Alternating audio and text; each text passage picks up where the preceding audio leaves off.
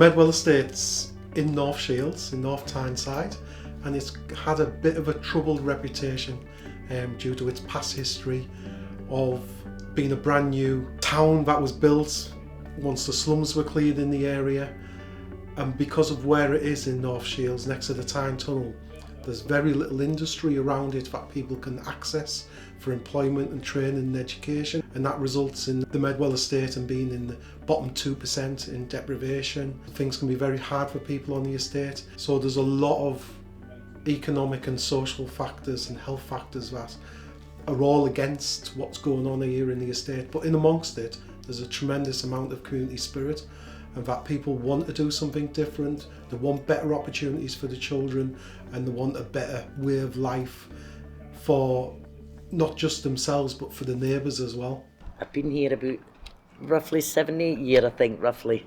We moved in the 15th of August 1994 and we've been very happily living here. I've lived in North Shields since I was a little girl. I was brought up in North Shields and moved out the area for about 6 years just to travel with my dad being in the Navy, but I've been here for years, for a long time. I've lived here 10 years, but I've also lived not far away in a 3-bedroom house for 38 years.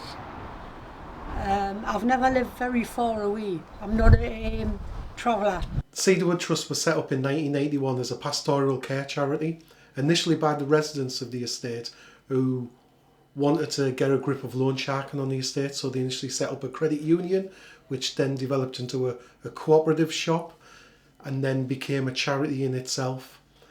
And here we are 40 years later. So for 40 years it has been working on the estate tirelessly, just being there for the residents, providing early years interventions, providing elders support for anybody over the age of 50 to significantly improve quality of life, providing benefits advice, providing free meals for those people who really need a free meal, especially around holiday times when children are no longer in school and it's very expensive to have them at home.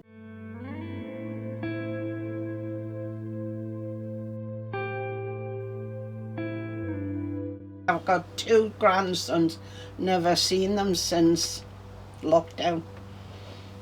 So that's the hardest. I miss kisses and cuddles. It's the unknown, it's the uncertainty of everything. You don't know what's around the corner, you just don't know anything, and that's what I struggle with. I mean, a lot of people can go just to the shops. I can't even go to the shops. You know, can't leave the house at all. I found it quite difficult, to be honest, with this. It's quite stressful, and having to deal with a partner that's housebound, it's very stressful. And having 15 grandchildren doesn't help. So a week before the lockdown, we put together our COVID-19 response plan. And as things progressed, it became clear to me that our residents and those people who were on the poverty line were going to be the hardest affected by this. If I could say it to you, imagine living on a shoestring, imagine living day to day by having the food only available for that day in your cupboard, and then that ability to go out and shop, that ability to go out and borrow has been removed from you. It puts you in a very desperate state. What we did is we closed the centre in line with the government guidelines. We got in touch with North Tyneside Council and we spoke to our lead there and talked about what we wanted to provide and what we could provide, and here we are. Hi everyone, so it's Monday afternoon, almost 2 o'clock. Me and Catherine are both out on deliveries today. We've got about 49 deliveries. 49 deliveries. Just putting it out there, just a reminder, you can give us a call on 0191 259 0245, or you can contact us on Facebook. So for anybody, for yourself, for anyone that you might know that might need a meal or a food bank referral, please just get in contact. Take care. To date, we've given out free meals to those people who are isolated. We've got Cherie and Catherine, who are out doing the deliveries. We've brought in the Phoenix Project, who are helping us on those deliveries as well. We've got Sarah, who worked from home, doing the wellbeing calls. One of the volunteers that stepped forward was a guy called Adam Weir. He's actually a very, very experienced and qualified chef. So I think what we're giving out to people is allergy controlled. It's rigorously ensured that it's meeting all the health and environmental standards, right? It's properly labelled, right? It's full of good quality ingredients. The menu that I try to roll out every week needs to be varied, and it needs to be based on fresh produce as much as we possibly can. We do get a lot of donations from supermarkets, from other businesses, from local charities as well. We do things like sausage and mash, we do chili con carne, we do pasta bolognese, we do beef casseroles, we do lasagna, we do chicken curries. Normally around about 50 to 70 portions a day, some days as many as 100, leading up to the weekend when we do 3 days worth of deliveries. It's quite a small domestic kitchen. It has its challenges, but you know, just get on with it. My role at the Cedarwood Trust is to help them with their financial literacy as an organisation. I also have a part-time development role. Given the current climate, we've had to repurpose what we're doing short term and medium term, and we've had to become adaptable. Beyond that, we're looking to adapt what we do to try and tie in with the long-term recovery of the local populace around COVID-19, and that's certainly a short-term focus.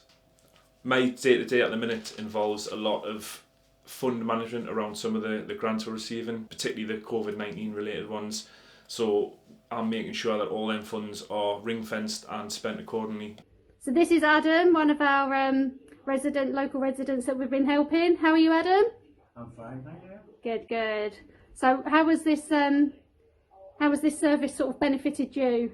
Much appreciated, because I'm a single person. I have no family anymore. So being alone, I'm not really isolated, but I only go out once a week to pay my bills and get my food and come home. So for the next 6 days, I'm in the house. This is Henry. Hey, Henry. Hello. So how are you today? Not too bad, yourself? Yeah, always good, Henry. How's the bikes going? No, not too bad. I've just been taking on a bit more to do, but that's about it. Yeah. So Henry, with us supporting you and coming along with food and stuff, has that been helpful for you? Very, yeah. Almost a godsend, believe it or not. Hey, well, that makes my day. Originally, I was an early years coordinator, overseeing all the early years projects, and now I'm the head of services here. So I sort of help in all areas of the community and help Wayne wherever I'm needed.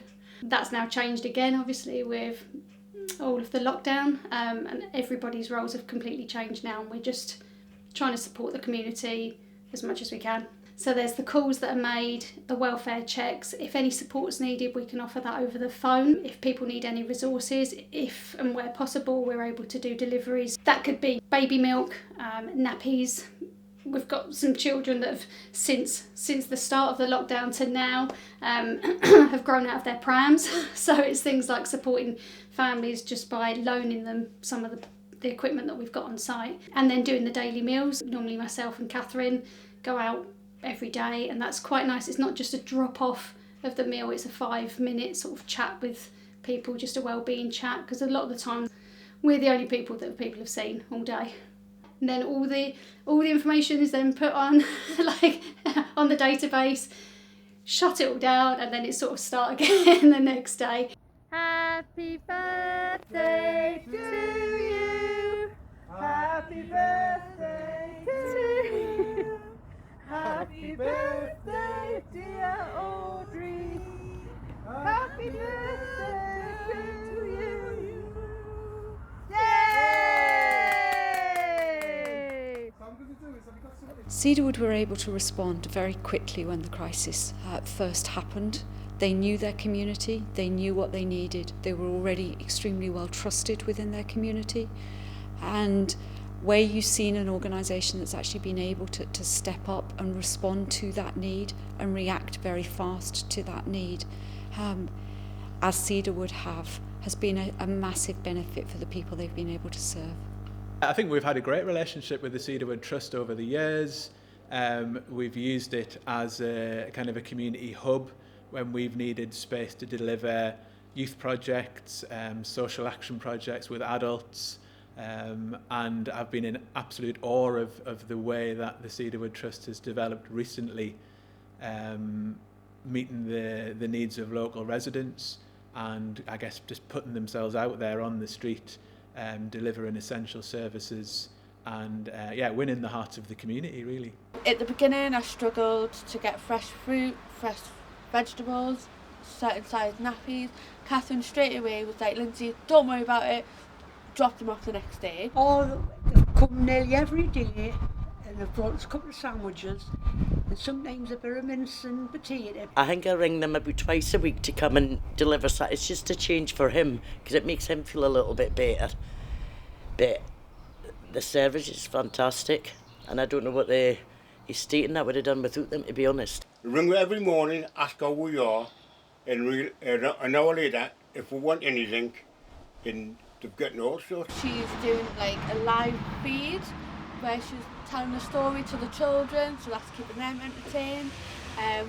We're doing a little COVID-19 memory box, which, you know, is amazing because that's keeping us entertained as well. I look forward to seeing them because they always stay and have a yap.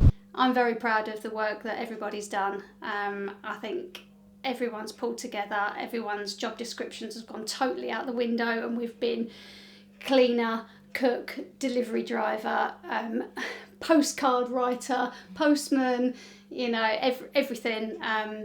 Samaritan, I suppose, on the end of the phone. And it's just great to know that I work with a fantastic bunch of people, and I couldn't be prouder to be working with them. Hello. Lovely little treat today. One of our early years mums who's popped in every now and again for some of our early years provision picked up a bag of apples and made this lovely, as you can see, that's been dropped off for the team to enjoy with their tea, although they might not get any because there is a rumour about Wayne likes cake, and I've got a very strange feeling that this is actually an amazing apple loaf. So I'll wrap that up quite quietly and quickly and disappear to my office. So thank you to the mum, and I'll make sure the team get a nibble. I think residents on the estate would have had a much, much harder time without the likes of Cedarwood. When the crisis first happened, a lot of people went into complete lockdown, whereas Cedarwood saw the need and recognised that actually they needed to be there for their beneficiaries. And that will be recognised going forward, that they were able to step forward at a point of crisis and stay with those people, not detach themselves from it. So without organisations like Cedarwood, I think people on the estate would have had a much, much harder time. We know that there is extreme poverty. We know that people have very complicated lives. We know that there are a lot of other issues that are going on. Those issues still continued even through COVID, and they needed organisations and support that they could trust. We can't just be custodians of a building, and we need to be out there in the community, and that is one of the things that we're going to do when this is all over, if you like, is that we're going to continue that community outreach in whatever form it may take. We know that there's people there who want to be part of it, who want to join in what we're doing here, but might not necessarily have the ability to come to a place like the Cedarwood. So we're going to take the Cedarwood to them. As a charity, we're trying to expand upon and elaborate on what we're doing now to incorporate these wraparound services, which will give the people in the local community everything they need, from nourishment physically to nourishment mentally. There's a great community spirit here, and I know everyone will pull together, and however best Cedarwood can move forward, I know that we've got the community behind us to back us with that. The Cedarwood have been absolutely brilliant. They bring all our meals ready cooked, and they've become friends, not somebody over the phone. It's amazing what her and the whole of Cedarwood do. Amazing. Fantastic. So I think it helps the whole community. I can't say enough about them, you know, they're really impressed. It just shows you there is help there if you want it, and would have been local, you know, it's just amazing. I'm super proud of the team. The team have been amazing. We've all done so much. Like the rest of the team here, we're just chief of everything. I'd like to thank Cedarwood very much for all the help they've given me and my family. Thank you very much. I'd like to clap for everybody. I want to thank you. Thank you very much.